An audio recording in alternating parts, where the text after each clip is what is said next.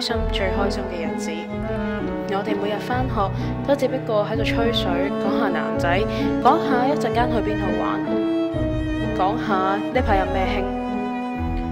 係啊，不過講真嗰句啊，我對於學校啲男仔其實一啲興趣都冇。不過有可能係我對嗰啲西人嘅男性同學冇興趣啦。係，我承認我係有好多人追，但係我總係覺得嗰啲男人唔係我嘅對象，又或者我覺得佢哋唔係真心中意我，只不過係想同我拍下拖，感受一下拍拖嘅快感。我對於嗰啲唔係想真心認識我，又或者唔係想認真同我拍拖嘅人，我真係拍唔落拖。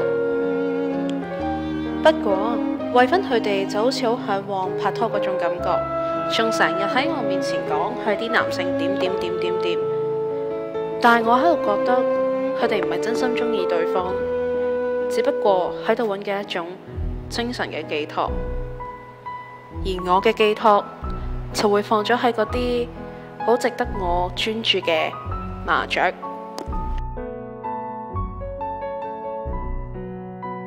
身為留學生嘅我哋，當然會間唔中有啲思鄉病啦。4個女仔喺間屋度冇嘢做，最好就打下牌啦。麻雀呢家嘢對於我嚟講係最值得我去玩嘅，佢嘅刺激簡直係無可代替。最刺激嘅咪就係我每一次都輸咯，冇計啦。嗰班咁嘅女仔成日都食埋啲細嘢，3番邊食得落㗎？咁細，我都係覺得大牌啱我啲。今日好慶幸，我終於可以見到以前班同學。更難得嘅係，我終於可以正式認識慧芬嘅老公陳欣。陳欣呢個人，對上一次見佢就係喺慧芬佢哋結婚嗰晚。不過今次我哋可以喺麻雀台度認識，終於可以一較高下。都唔知好嬲定好笑。每一次見到慧芬佢哋都會問我點啊，拍拖未啊？對於佢哋嚟講，結婚就係一種穩定嘅開始。對於我嚟講，同一個我唔中意嘅人結婚就係一個噩夢嘅開始。我唔係想唔穩定，而係我仲喺度揾緊嗰一塊屬於我嘅空格。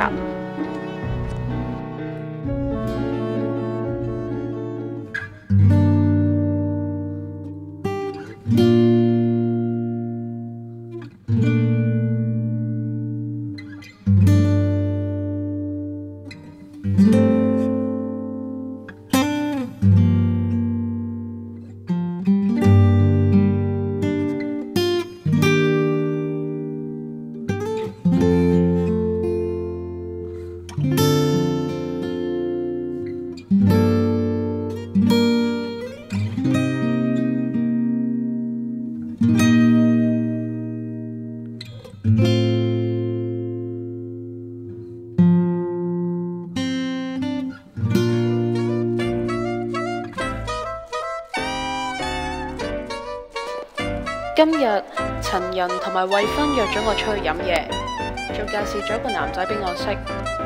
哦，原來係呢個男仔周大慶。見到呢個男仔，第一次嘅印象係木木立立、戇戇居居咁。傾落偈先知，原來佢連賭一啲都唔識。賭啊，人生最快樂、最刺激嘅嘢佢都唔識。一眼就知佢啱我有限啦。我都唔明點解陳仁要介紹佢俾我識，唔通連佢都唔明白我要嘅唔係一個男人，而係要一塊啱我嘅空格。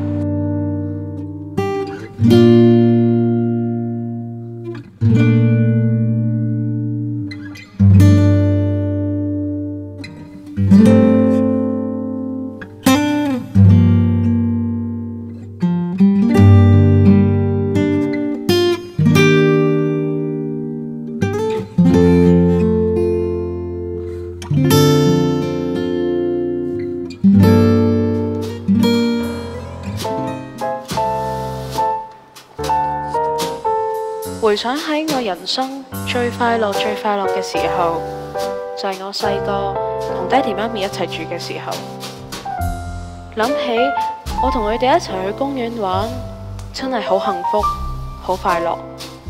但係自從有一次意外，佢哋喪生之後，呢種幸福就好似離我好遠好遠。冇咗佢哋，我好似冇咗身體一部分咁。我唔知道我嘅存在價值，我唔知道我嘅存在意義。我覺得呢個世界好似再冇人明我講咩咁。我好掛住佢哋，我好想同佢哋講，我好愛你哋。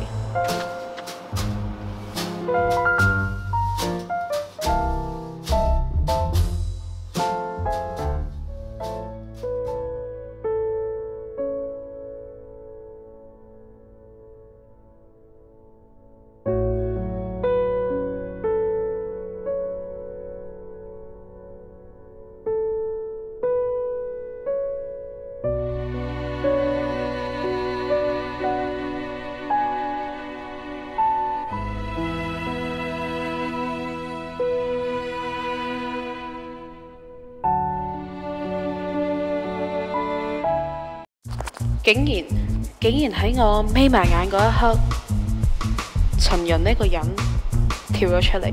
諗翻起嗰一日，我哋喺子玲嘅婚禮裏邊，我捉咗佢同我去飲嘢。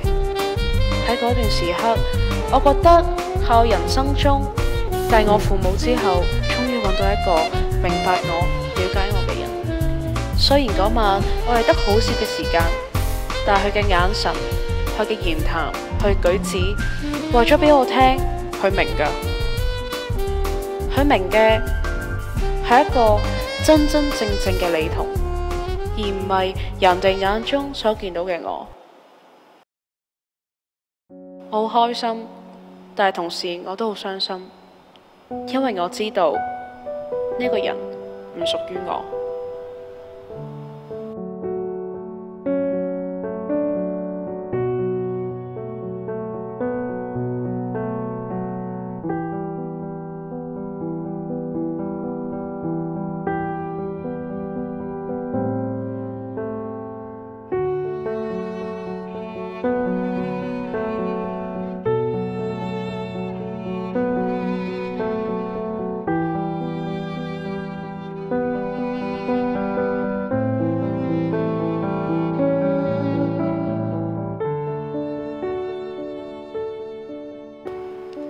李彤，你喺天國嗰邊開唔開心啊？我哋已經好耐冇一齊打牌啦。上次打牌已經好耐之前嘅事，我都已經唔記得咗。我一直都冇留意你開心定係唔開心。作為你嘅好朋友，我真係好慚愧。或者可能係你唔習慣喺美國呢個咁繁華嘅城市入邊嘅生活，或者係其他，但係你好少講。其實有陣時真係唔係好明你㗎，唔明你點解一直都唔肯認認真真咁拍拖結婚。你一直打扮都好鮮豔，好搶眼，俾人嘅感覺好開心，好活潑。但原來其實你好唔開心。我諗我而家我明啦，我明你點解咁堅持你嘅原則。雖然你唔會再喺我嘅生活入邊出現，但係你係永遠會活喺我心入邊嘅。我唔會俾你嘅精神就咁完結，你嘅堅持係唔會白白咁浪費嘅。